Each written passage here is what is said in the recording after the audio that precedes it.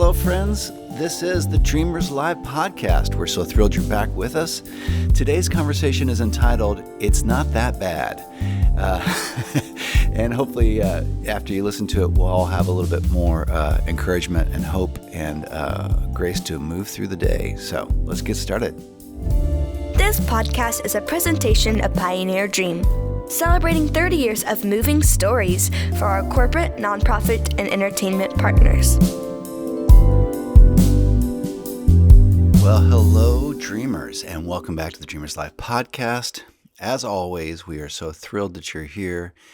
We are coming to you live from the Pioneer Dream lair in the center of the known universe, Bartlesville, Oklahoma, and I am joined, as always, by my co-conspirator, Anjanette. Hi, Anjanette. Hello. What's happening? So many things. In fact, you may have noticed if you are a regular listener of this podcast that it feels like it's been a minute between our last episode and this episode. It has been a minute, hasn't it? And the reason why it's been a minute is because this is graduation season. And it doesn't matter that you're not a high school senior or a college graduate. If you are leaving one grade and going to the next grade, that is apparently now a graduation. It is a big deal. It is the, my dad calls it the merry month of May. Yes. Because there's everything wedged into one, but I call it the maddening month of May. Man, that'll give you a crazy eye fast. So many things that you have to do. As we say, May is the new December. Mm-hmm. It's just that busy. And so... without the carols. Yeah. And so we had to take a week off to do some of those things, and we were chaperoning like it was our job and doing all kinds of stuff. By the way, what amusement park are you taking me to this weekend? Oh my gosh. So we did back-to-back Frontier City, which is in Oklahoma City if you're not from the area. And that is part of the Six Flags family. And that was an all-day affair. In fact, we left early. Yeah. The kids all did a band orchestra. No, it was orchestra. This was orchestra, though, into Frontier City, yes. Did an orchestra concert competition thing. That morning, the Heartland Music Festival. Then they all jumped back in the bus, and they headed on to Oklahoma City where they found Frontier City, and we were chaperones. We were. And when you're like, I'm sorry, you're probably going to say the same thing. When you're chaperoning seventh graders, how does it go? You are superfluous. You are not necessary in any way, shape, or form. The teachers feel like you're necessary. The kids do not. It's a very secure park. And kind of smallish. And the kids don't want you there. No, they don't. It's kind of like, this is your chaperone. These are your chaperones for your group. And they're like, okay, see ya. Yeah. And so the way they handle the chaperoning is they give you every kid's phone number. Yeah. And then you start a text group with those your group. 12 kids. Yeah. And then every 30 minutes or so you say, hey, everybody's still alive, everybody good. And then you wait for them to text you back. Yeah. And then that's pretty much it. And I can't remember because we've had so many of these.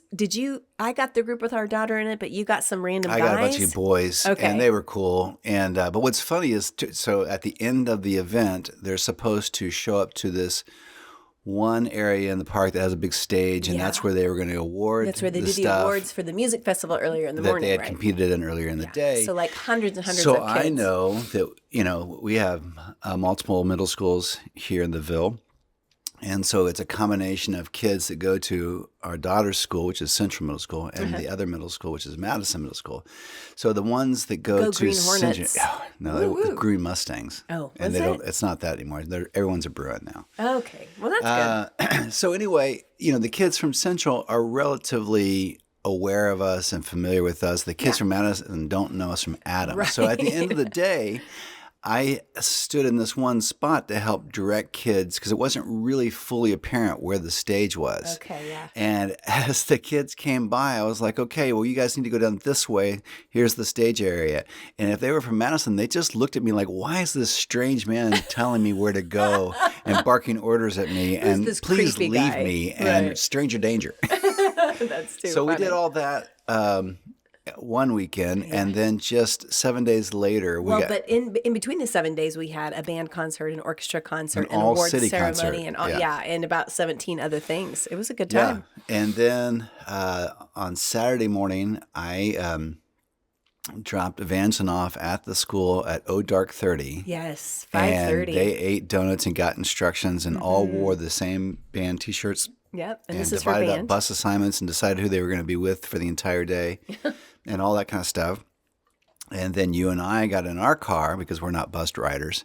Not so much. And we followed them in our car and on a 3.5-hour drive, because that's how slow buses go. Yes, to your favorite city, Branson, Missouri. Oh, my gosh. Oh, the bald knobbers are going to Yes, get if you. you've listened to the podcast at all for any length of time, you know that the Silver Dollar City just is not it just my weirds thing. you out. Something about Dollywood and the whole I vibe. feel like it's like what an amusement park would be like if a Walmart was an amusement park. Well, they're it's very close to Rogers, Yes. Arkansas, Well, home there you of. Yeah, it makes sense. So we did that. It is beautiful country. It's a wonderful drive. It's a Yeah, gorgeous we had space. a good time. We made the best of it. Yeah, but we did. And so that was, even for Evangeline, that was long. So she said, what time are we supposed to get there? I said, well, I think you get there to the park, you get there between 10:30 and 11. And then she said, well, how long do we stay? And I said, and then you leave sometime between 5:30 and 6. And she goes, oh, it's just so long.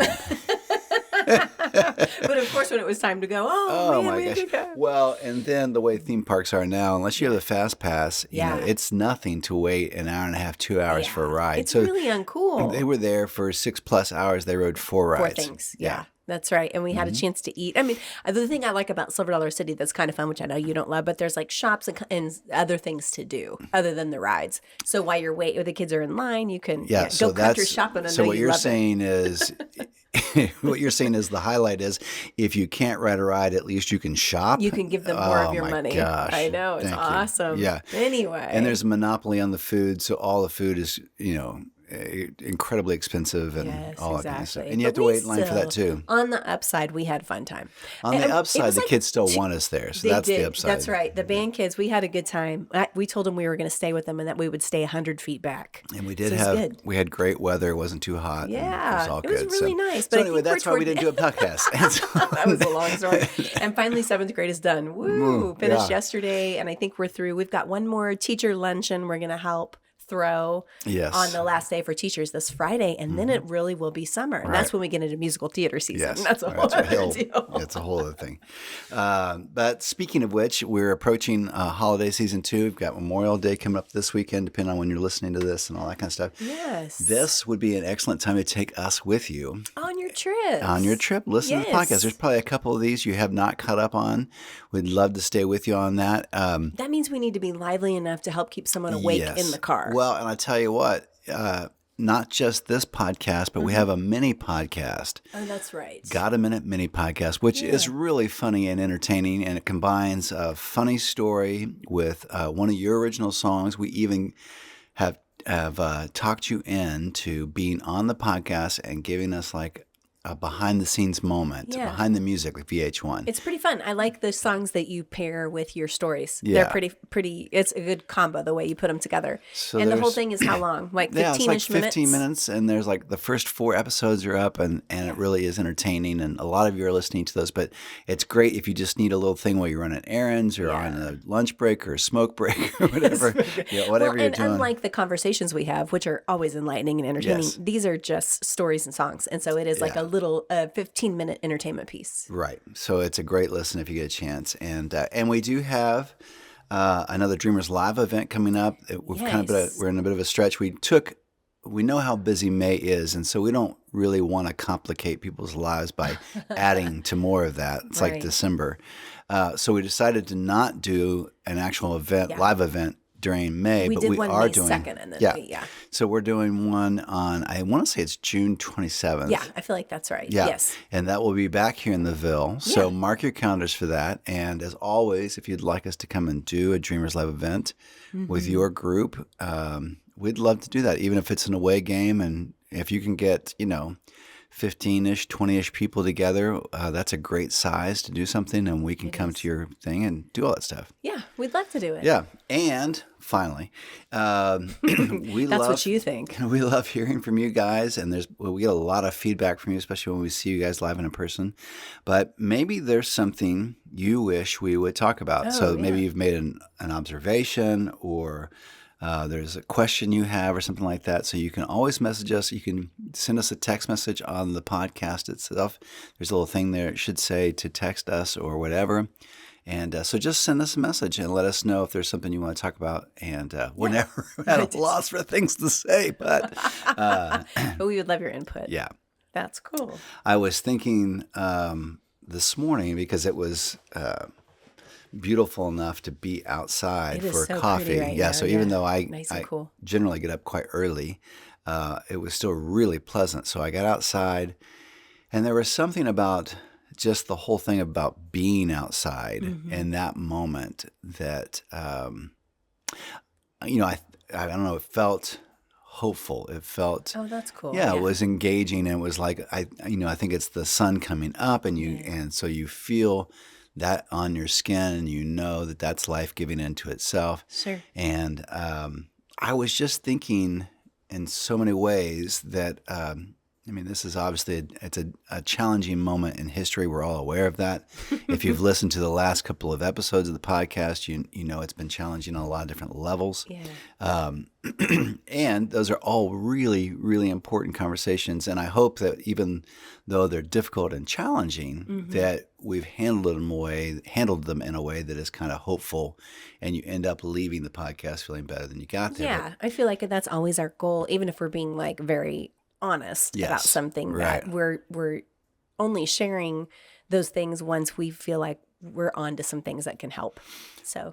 But today I was just thinking, as much as we have this influx of challenging news and all that kind of stuff. Yeah. And it is a difficult time, but in so many ways, for so many of us, it's really not as bad as it seems. It's really not as difficult as it seems. And sometimes taking a step back and looking at things, even the mere fact that seasons change. Yes. And that happens for us in a physical sense with our seasons, but also in our lives. There's a spiritual sense. And so sometimes you go through difficult things because that's a moment of change for you. And we're aware of it or we're not aware of it. But there are things that what we used to call, seasons of change, or birthing things, or coming up to new ideas, or whatever. So, or like times of rest. Yeah. So that's, one season might feel tumultuous, but that's because things are changing, and a lot of times those change ends up being a good thing. But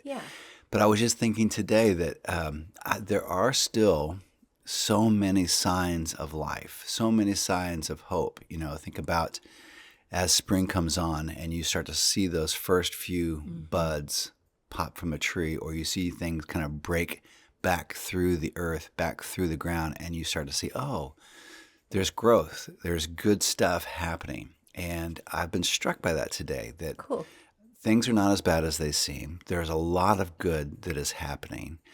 Some of these difficult things are necessary for us to go through in order to move forward, in order to progress. Just like winter. Yeah. So to progress as individuals, as maybe for your family, but also for a nation and also for the world. So I don't know that just because we're going through difficult times, we're kind of tempted sometimes to think wherever we are in a moment, whether personally or historically, that's the way the rest of things are going to go. Yeah, it's always going to be like this. So if you're in a difficult place, you're like, oh man, it's just how it is now. Yeah, I guess I'm just older now. I guess this just sucks. Or I guess the world's just falling apart. But the more I am with people and I talk to them and hang out, the more it feels like good things are happening, inspired things are happening, hopeful things are happening. Yeah.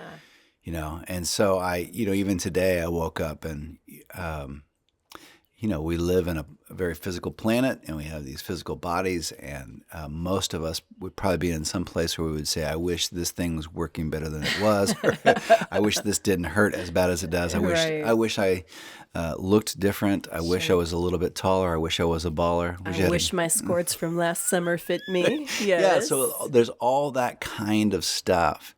And then I thought today, this is the body I have today. Yeah. Yes, I wish certain things looked different than they do. I wish. Come on, you look amazing. I wish certain. Thank you.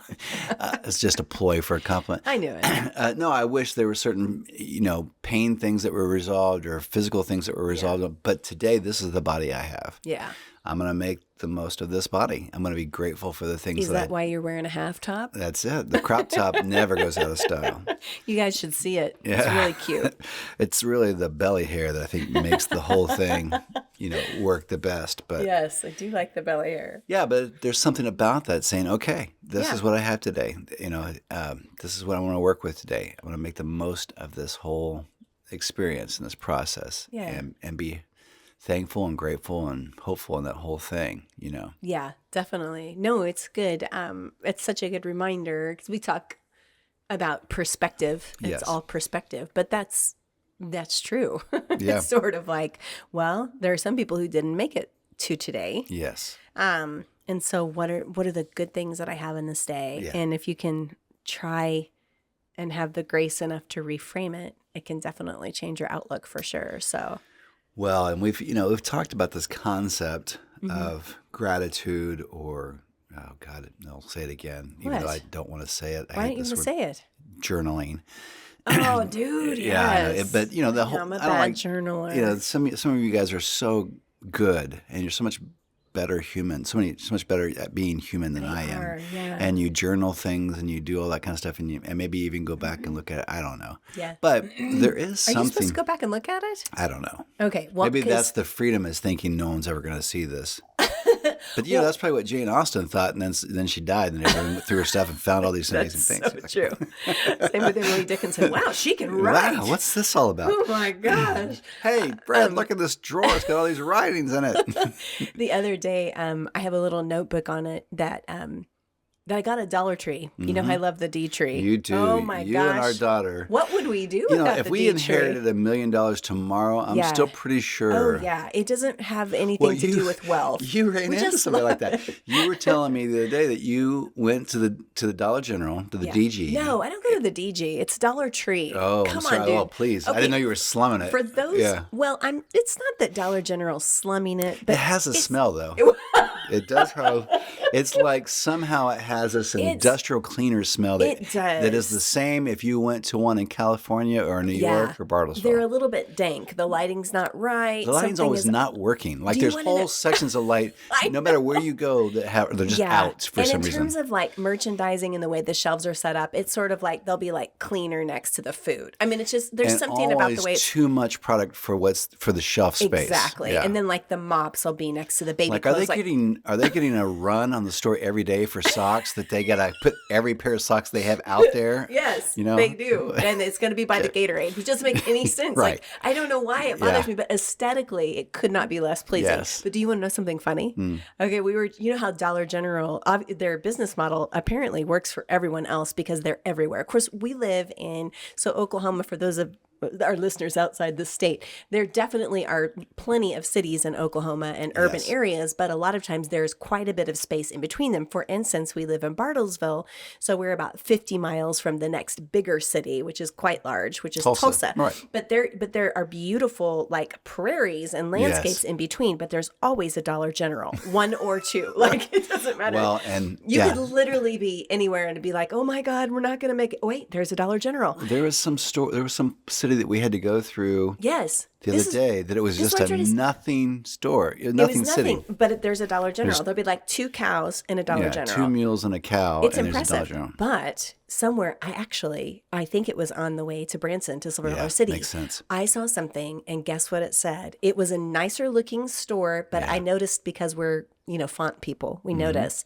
It said DG Market in a fancy font, and someone is onto this in the Dollar General brand, so they're upscaling. Yeah. They're making it a DG So Market. you can buy more than just Cheetos there. You can buy. And perhaps maybe the merchandising is not, the socks next to the food. Like I feel like they're onto it. But anyway, How did we even get to this I don't place? even know. Okay. But this is one of the things that makes me happy is Dollar Tree. So this is good. Okay. Oh. Yeah. So I bought a little notebook at the Dollar Tree. And so for those of you who are listening who know the Dollar Tree, it's very different. It's more crafty. It's smaller. It's cute. They always have Whatever you want to tell yourself. Okay, seriously. They always have a festive, very festive holiday section for any, like they even had Cinco de Mayo. We were like, do, very fun. So there's a little notebook that I actually bought for someone else. Do you ever buy something for someone else and then you decide to keep it? Like a car? No. No, I guess not. Like a small thing. It was, I have for those of you who know me, I kind of keep some things on hand because our life is really busy and full of people. And that way I'd be like, oh, it's so-and-so's birthday. You can always respond with a gift. Yeah, exactly. Yeah, and I like doing that. that. But anyway, there was a really cute notebook and it said Dreamer on it. And I was like, I'm going to find the right person to give that to, and that's going to be really cool. And then I was feeling down, and I was like... Thanks for not giving that to me, by the way. You're welcome. And then I was like, I want to keep that notebook because I'm a dreamer.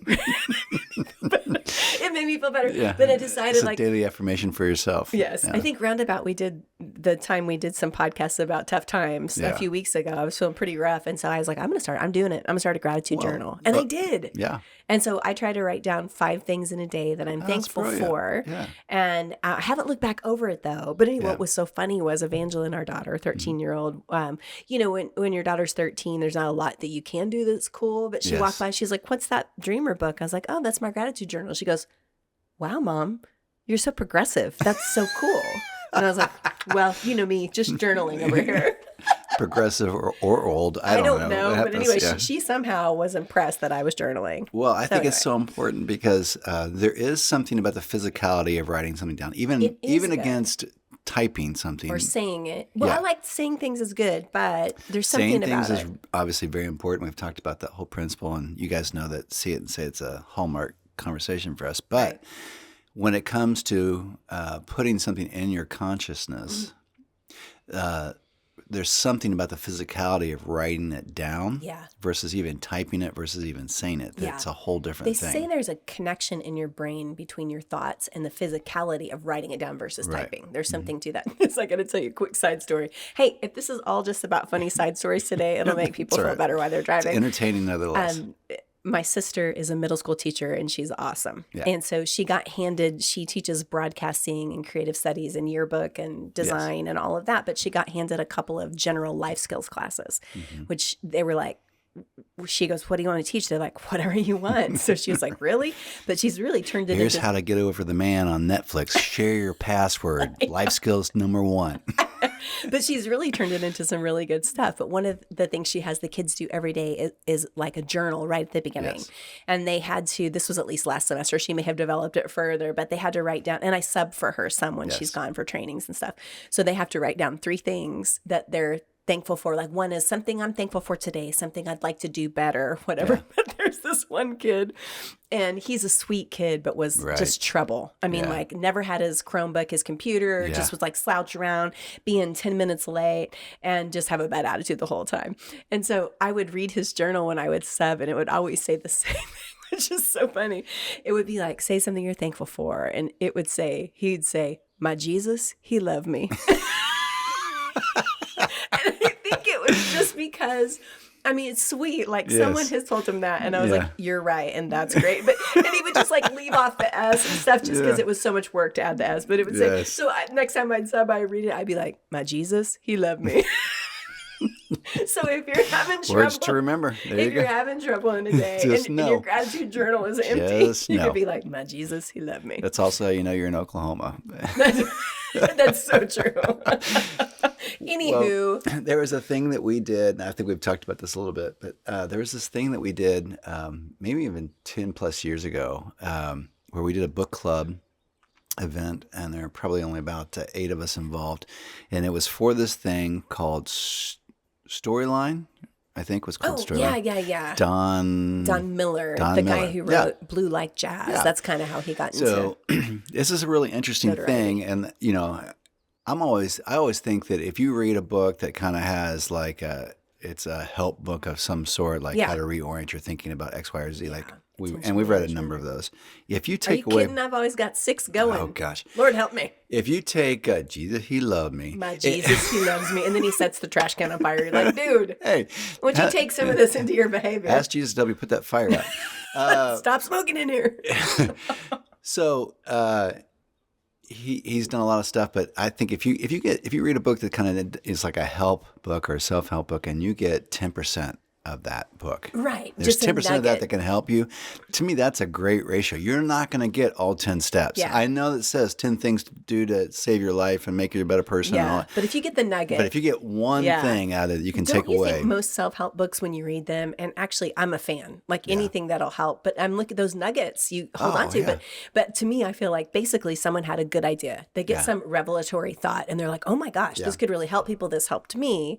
And then it's like a thesis in an essay. Like you get the thesis. Was the thesis supposed to be like, the thesis statement was like the fifth sentence in the first paragraph, if I remember right. Okay. And then you don't remember this kind of stuff. I never wrote one. Well, I was good at essays.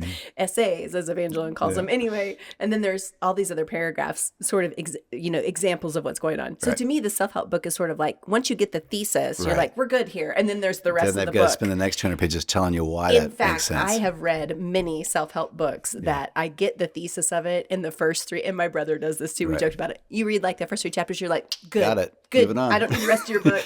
Here's my other self-help. Stop after the 3rd chapter. But it's hard to sell the book when it's sort of like, it's only 3 chapters. Yeah, so it's they just keep it's going. It's a pamphlet instead of a book. Yes. But anyway, in storyline, the nugget that you're. So there are 2 things that really, that I think we both kind of took away from that book. And there are plenty of great things. There are 3 things actually. Are you going to tell people kind of the gist of the book? Yeah. Okay. So the premise of the that's book. what you're getting ready to do. No, go ahead. Jump ahead. Okay. No, I think the premise of the book was kind of reorienting how you look at your life and how you make plans for success in the future. So and all looking that at kind of stuff. the past of your story and sort of charting So out. there were kind of 3 things that, and it was kind of laid out like a workbook, which was really pretty helpful. Yeah. And so there were 3 things that really stood out and I took away from that book. One was a conversation he was having with a younger person who was getting ready to go away on a trip for the summer. Mm-hmm. They were going to be traveling with someone. There was the risk that it might, she said it wasn't romantical. He thought it might, as Evangeline would say. Romantical.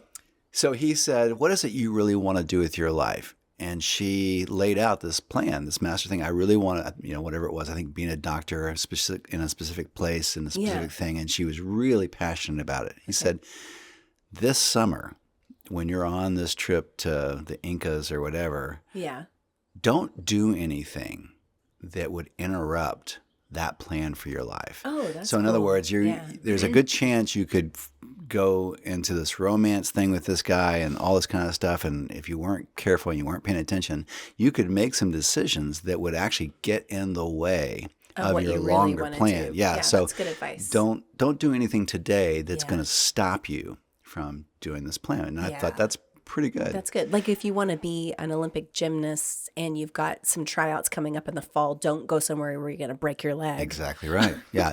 Keep that stuff On your present trip. in your mind and be careful live accordingly. Right. That's good. And then I think one of the other things I thought was really critical for us, and we've kind of lived our lives this way, is if you have an idea that really means something to you and you get mojo on it and beyond a shadow of a doubt, this is something I'm supposed to do. This is a place I'm supposed to go. This is someone I'm supposed to call. This is a thing I'm supposed to take care of or whatever. Then if you feel that way, then do some kind of instigating moment. He called it an inciting incident. Yes, exactly right. Because we use this a lot. Because you'll get tired later on, and you'll talk yourself out of it later on. It'll be more difficult later on, and all that kind of stuff. But do something that will hold you to this decision you've made. So tell somebody about it. Write the check, book the. So an example of that from one of our former lives, I feel like we've lived a many, would be back when newspapers were a thing. Yeah. If we were going to create a film or we were going to start an event in our city, oftentimes, and this is for real, we would write a press release about it, and then we would submit it to our newspaper, and it would run, and then you can't get out of it. Yeah, because now everyone in your city knows that you're planning to do. Yeah, they're going to ask. Oh, okay, we'll have to do it. That's a big example. Yeah. It can be as small as telling someone. I did it last week. I needed to get back into the studio for recording, which we're going to do later today, but there's just lots of reasons always not to do it because there's a lot of work and it's good and there's emotional and creative challenges. But I told a friend of mine, that I was encouraging to do something via text. I said, hey, check back with me in a week and ask how it's going on me recording. Yeah. And they were like, okay. It might be Then you get opening. that Yeah, text and you you might have to- open you might open a checking account specifically because you're going to start saving money for that car, or you're going to save Exactly. money for that trip, An or inciting yeah, incident. or you will just go ahead and book airfare to the place that you are trying to get to. Yes. You may not have all your funds together yet. You may not have everything done yet, but Yeah. an inciting incident would be to pre-buy something. Yes. Do Which, something. Speaking of later today, yes, we have something coming up that we need to do. So let's do that. The third thing that, and what kind of relates to this conversation, that was really, really interesting is the book kind of opens with this exercise. And in this exercise, you kind of draw a timeline of your life. Okay. So, you and I are roughly 30. So what you do is you take this timeline and then you divide it by decades, and then you lay the whole thing out and from the moment you're born to today.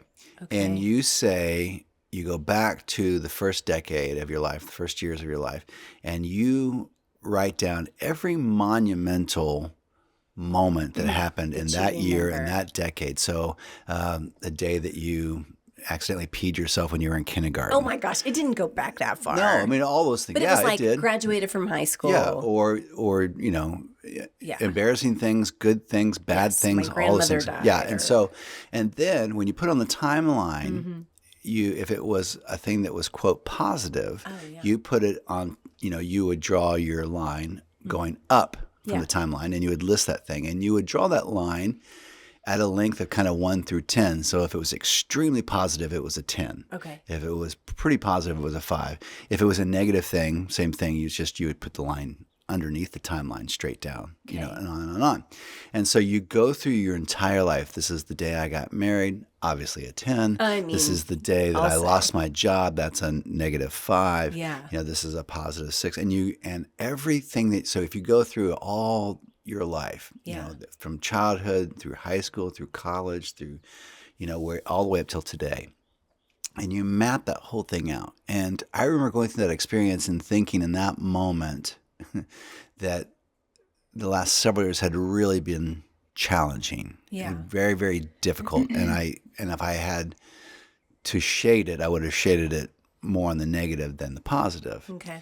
And then when the exercise was done, I looked at the timeline and maybe a full 60% of the things that I had registered without trying to think about it too difficult, without trying to scrutinize it, were positives. Interesting. So even though I shaded that in my mind as a difficult season, a negative season, a hard time, the evidence of it was actually on the balance, it was a lot more positive and a lot more hopeful and a lot more good versus bad in that entire thing. Yeah.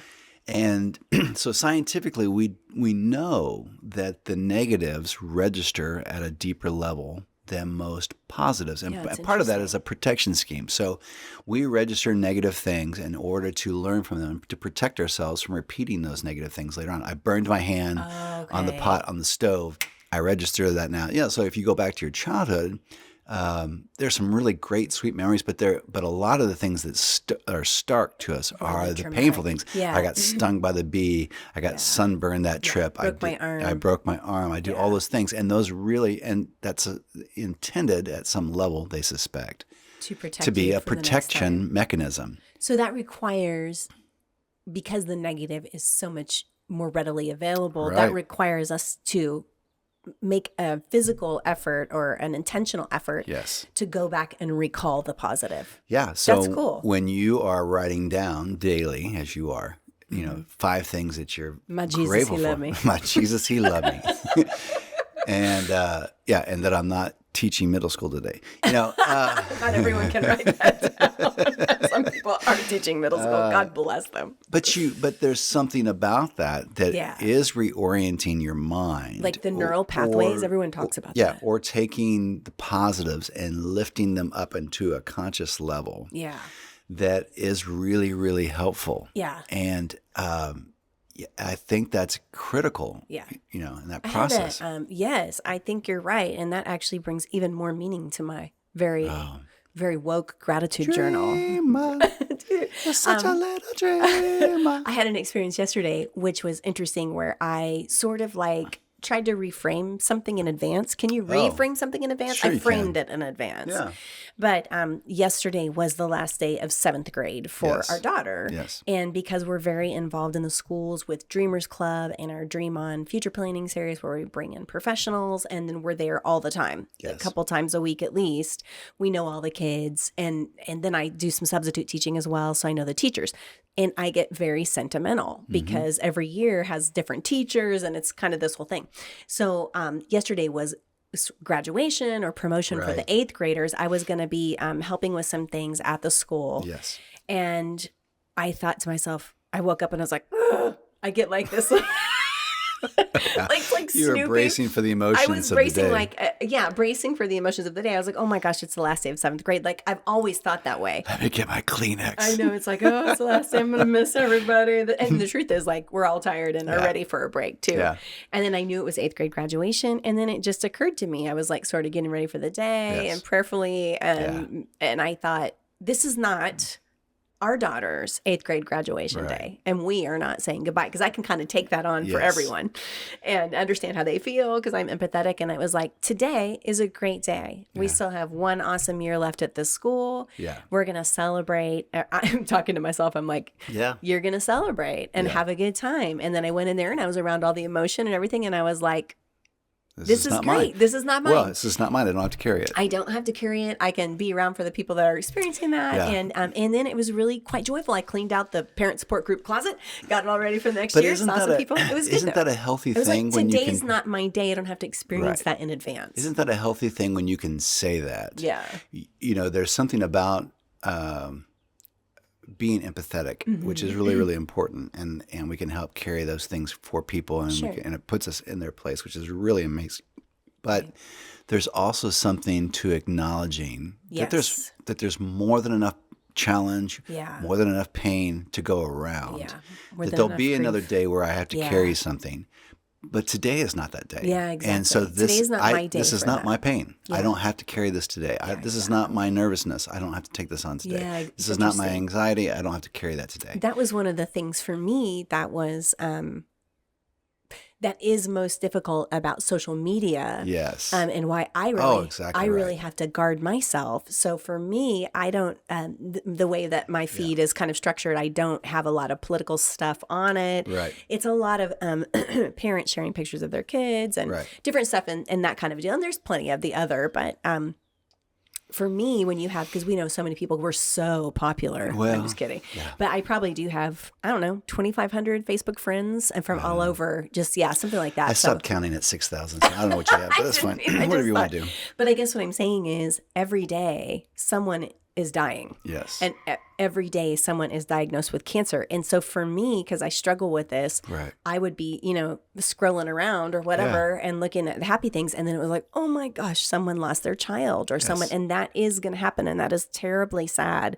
But I couldn't process taking on their grief and taking on their emotion. And so one of the ways I have to guard my heart, it's why I'm not on there much, except for when we're working and I do some checking in, is to not take that on, that I can be empathetic and share in someone's grief without it becoming mine. And I have to separate that. So I'm not sure what the science is behind this, though I suspect it's because it's coming from people we know. But there's one thing to watch, listen, or read the news. Yes. Which has its own challenges, especially in a 24-hour news cycle. When you think, oh, that's terrible, that happened in Alabama or even, locally or whatever. But there's something else about it when it's presented on social media. I think it's so personal. I think it's because people we know are presenting things. So there are at any given time 1,000 fires happening in the world. There's 1,000 fires happening in America right now. By fires, I mean crises. Crises, And there's something about the way it's presented on social media that is also demanding that you take up that cause. You take up that need. You take up that responsibility. It's not enough just to know this is what's happening in the way that news information is presented. There's a requirement or an unspoken insinuation that you should now care about this and do something. And I'm putting this on here because I want you to do something. Yeah. And the reality not is everything can be fixed. We can't. Yeah. We cannot do those things. There's always been that many. I mean, if we knew 2,000 people back before, say, social media, there's always been the same percentage of people being diagnosed with cancer, people dying, and tragic things happening. Divorced, having tragedies. All of that has always happened. Those percentages have been the same. But we didn't know about all of them. Right. And so that's it. And then also the very personal accounts, for instance, if something tragic happens to someone and you hear it as a story, news story, that's awful. And I'm bothered by that, which is why I don't watch very much news. And you tell me if I need to get in the bunker. But then when it's a personal account of someone, I lost my father today and here's what happened. Right. Oh, dude, I can't handle it. Because today's not that day for me. Right. And I can show compassion. Yes. And I'm thankful for that. But I can't take it on, you know? And so I don't have to carry. That's not mine to carry today. It's not mine to carry today. And so I almost have to like take it off, like taking off a jacket. Yeah. Like, okay, you know. Well, and I'm not sure how we got to this, but it's good. Well, I'm glad you did because this was actually a place I wanted to get to today. Really? And we don't do a lot of challenges, obviously, but this has been really important for us. Mm-hmm. And you and I have talked about this a lot, you know, in terms of how much time we're not spending on social media now, and the fact that we've taken the apps off our phones, and the fact that we're not doing that at the rate we were, you know, before, and how helpful that has legitimately been. So I wanted to challenge people who are listening.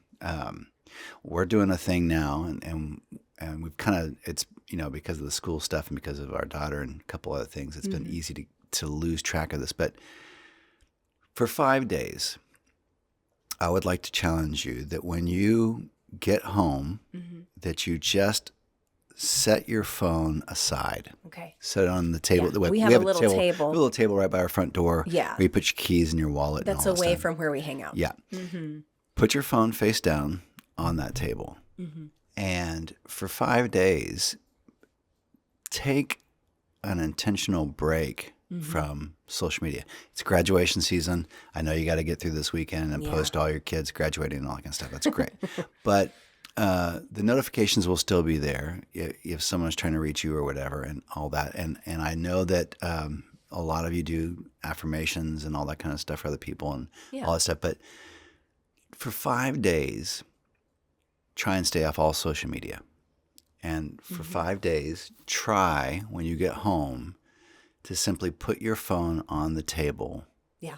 If you need to check it at some point in the night. Yeah. Yeah. If someone's calling you or you know, and then you can give yourself one time in the night.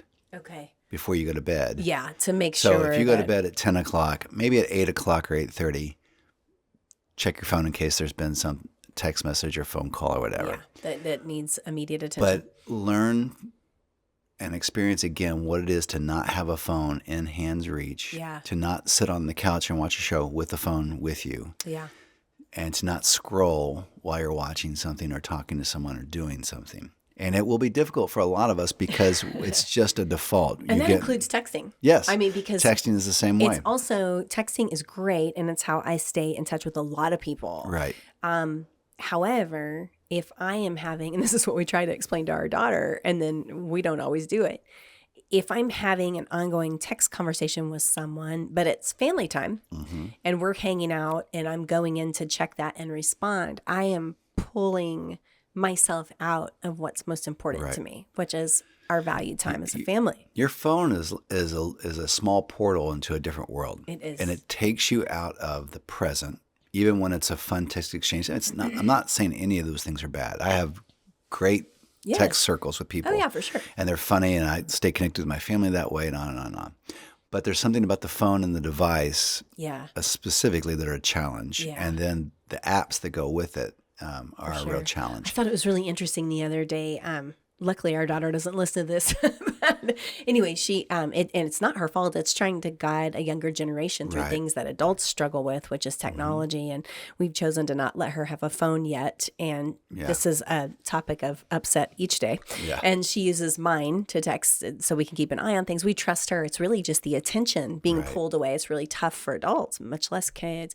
But she said, so I get all of her texts on my phone. Right. So in order to clear them, a lot of times I'll just not necessarily read them, but hit pop. And she goes, Mom, don't do that.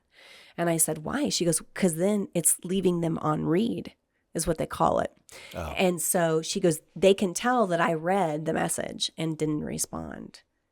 And I was like, wow, that's interesting. So the kids are a lot of times being taught that if they don't respond immediately to the conversation, that they don't care about what's happening. And we only let her check that like 2 times at night, that kind of a thing. And so I said, well, babe, I'm sorry.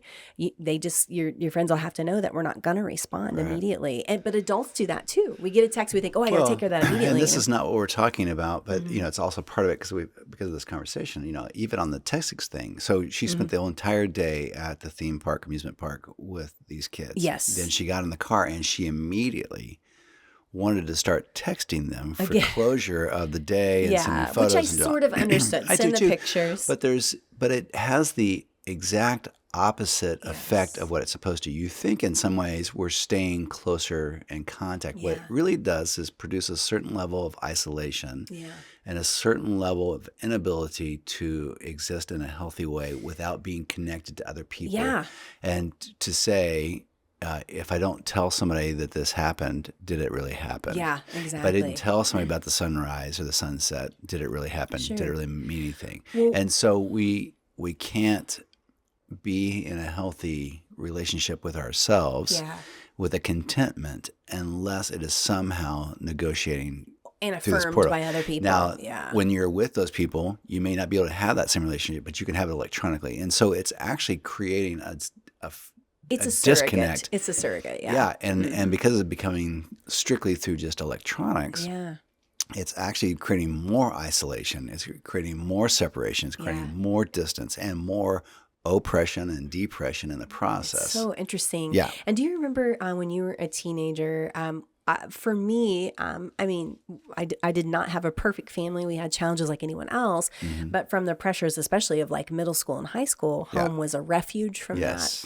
Right. And even just the, wanting to be cool or funny or all those things. And so when kids and adults, when we are wanting to stay in contact with people constantly, we're never having that break where we let down and are just ourselves. Well, we never get that break. This is the thing too, I think. And I think all of us, if we're being honest with ourselves or are aware, will acknowledge that if you spend an hour on the phone, which is not unusual, 30 minutes, an hour, checking things, social media, texting, whatever, you do Amazon, not feel true confessional. You do not feel refreshed or revived or hopeful when you're done. You feel wasted. Even you after feel texting. lethargic. You feel like I lost that time. Isn't that interesting? It's you feel disgruntled is not the right word. Yeah, it's watching TV has the same effect on me, Yeah, which is interesting. And I like to watch TV, but we're pretty. We don't have time to watch a ton of it. But yeah, there's something about the electronic take that it has that doesn't leave you feeling replenished. Right. For instance, if you read a book, I know we're sounding like anti-tech right now, and we're not. We use it all day long at work, which is part of why I don't want to do it in the evening. Sure. But there's something about reading or being outside or just chilling with friends or having a conversation that rejuvenates you. Yeah. But for whatever reason, especially on a small screen, the other is a take, Well, and I have found that the more time I spend on my phone, which is like a sugar high, the less I have this ability to read or the want to read or the patience to read. It is like eating sugar versus having fruit. Yeah, so the phone is just a sugar contact high just all the time. And so when I sit down to read from that, after that, I feel agitated and I feel like I don't have the patience to sit and think about what I'm reading and to take that time and to do that. I don't have that. I just want more sugar, essentially. Yeah. Do you ever feel like, I hope it's as soon as 10 years from now, like for instance, when people all smoked in the 50s and 60s, and it was even in advertising like, relax, have a cigarette, and you have Does this that work? I'd take that back. I'm this pretty housewife, with this cigarette, mopping or whatever they did in high heels and smoking. With pearls, yeah. And then 20 years later, this is going to kill you. Yeah. And that's how I feel about where we are with phones and technology. I hope it's that soon that there's societal and scientific pushback that people say this is killing people. Well, as we said, a couple of episodes in the episode, I think it's titled "Don't Despair," but we look at this epidemic of despair and this epidemic of loneliness, right? Most of which has a two-decade growth pattern. So where it's just gone up this terrible hill. Where it's just, if you look at the graph chart, it just goes straight up, and that really hits dramatically starting about 2 decades ago. Wow. And it goes across economics, and it goes across developing countries and developed countries, and it goes across countries of different religions, and on and on.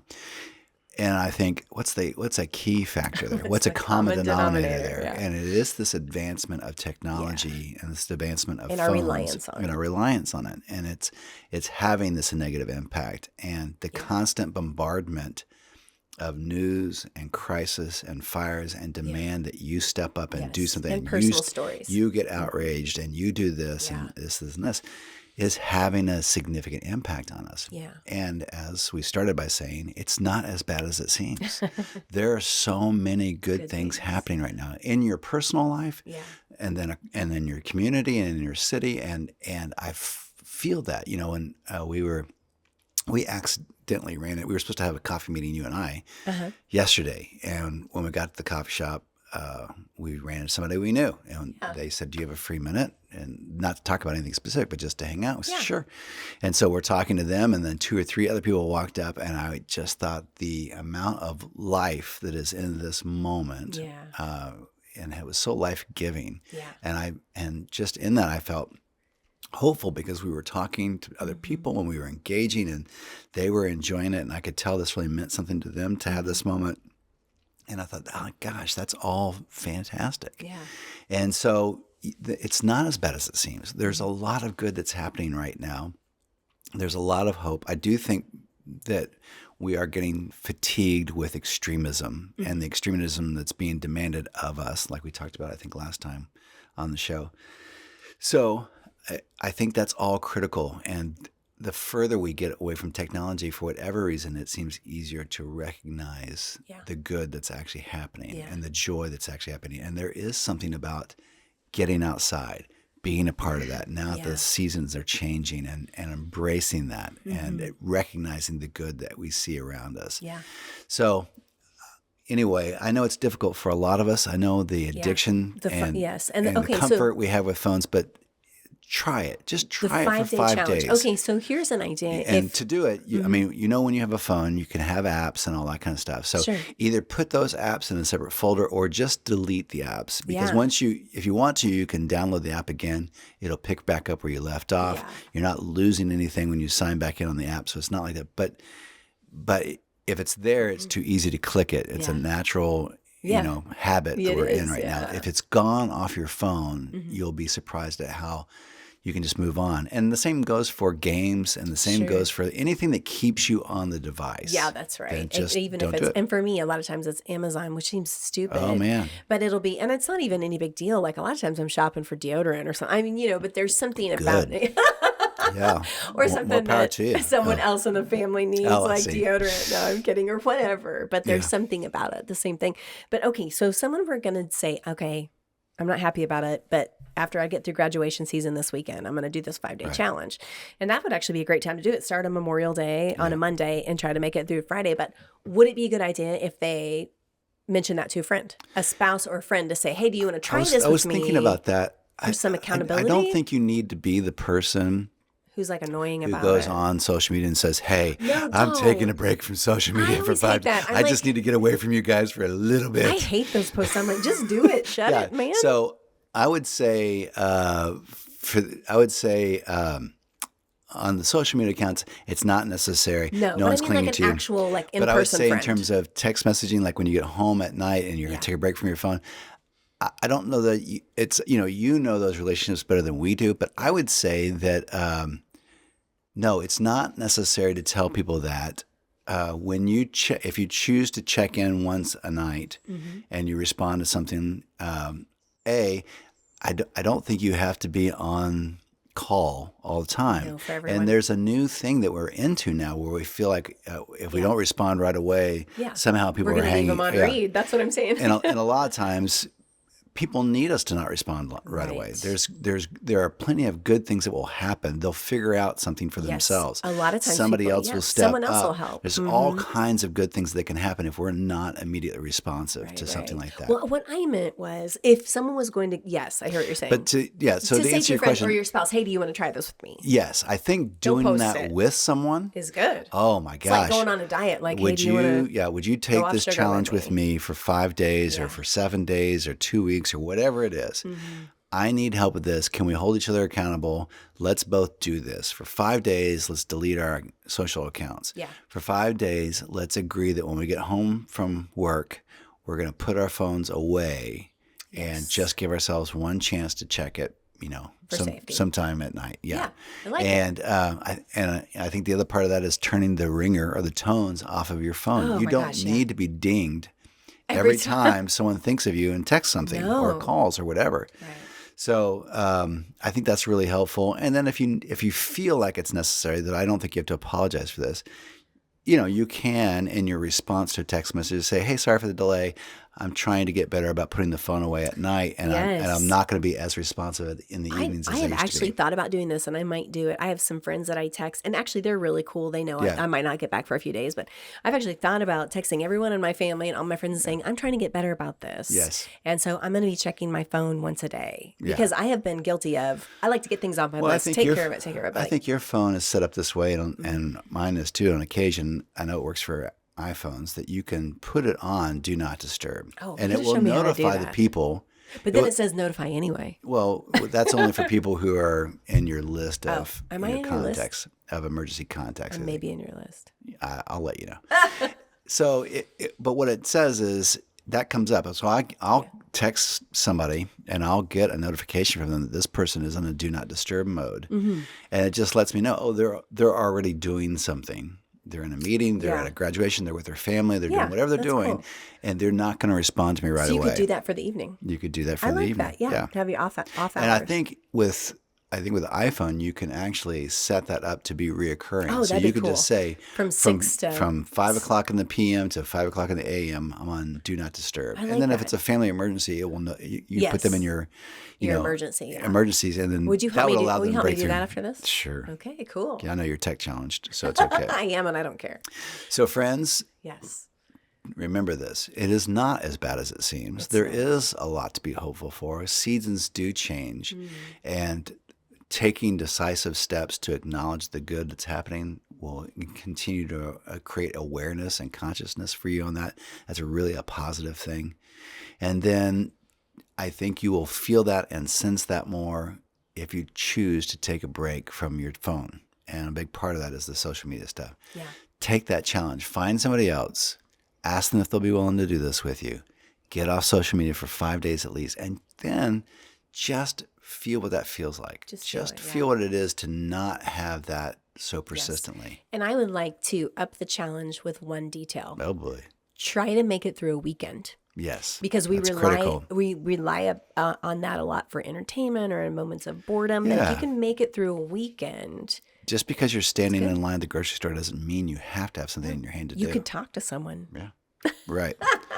Yeah, it is interesting what you'll go to, and it's so funny with Evangeline, our daughter, because she doesn't have a phone, and then she'll ask to use our phones, and we will have kind of a limited number of times that she can do that in a day, so she knows. That's part of it too. Is having some rules means we don't have to negotiate every single time. So it's do it just for these are the yourself. rules. Yeah. You got 4 times a day, and it's for this period of time, and then once that's used up, it's used up. We should do it for ourselves. So, but every time we say, no, I'm sorry, we're not going to do the phone right now, whatever, obviously there's a huff and a puff. And then she will literally go on to do something constructive. Yes, she does. She'll go stomp upstairs, and then the next thing I'll know, I'm hearing the guitar play or the piano, or she's writing something. And she has found her way into something else that's life-giving instead of life-sucking. And it's a great thing. It is. Yeah. Let's do it. All right, friends. So do that. Let us know if you have something you want to talk about or you want us to do a Dreamers with your group.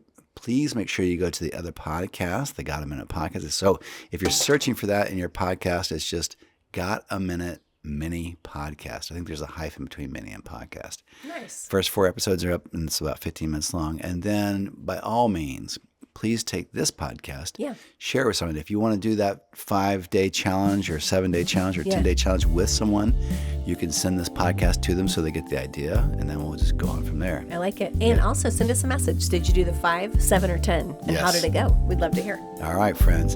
Until then, peace out, and thanks for being a part of this conversation. All right. We'll see you next time. Thanks for listening. We'd love it if you would like and subscribe to the podcast and then share it with the people you know. We want to include as many people as possible in the conversation. Also, be sure to check out our Got a Minute Mini podcast, which pairs funny stories with original music all in about 15 minutes. Thanks! This has been a production of Pioneer Dream.